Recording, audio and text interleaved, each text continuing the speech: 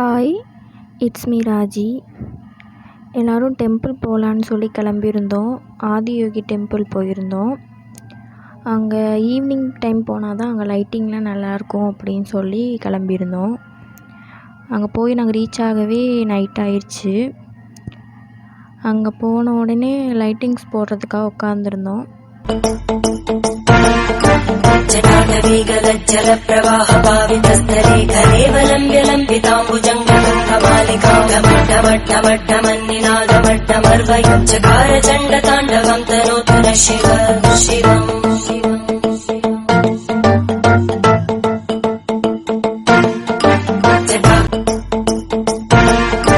जटाटवीगलज्जलप्रवाहपावितस्तरे कलेवलम्ब्यलम्बिताम्बुजङ्गमट्टमट्टमट्टमन्निनादमट्टमर्वयुच्चकारचण्डताण्डवं तनोतु नः शिवम्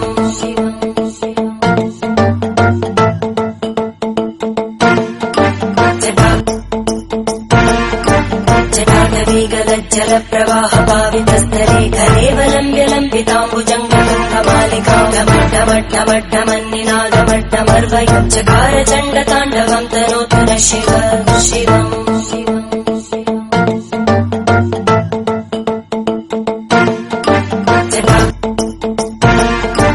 जटाटवीगलज्जलप्रवाहपावितस्तरे कलेवलम्ब्यलम्बिताम्बुजङ्गमट्टमट्टमट्टमन्निनादमट्टमर्वयुच्चकारचण्डताण्डवं तनोतु नः शिवम्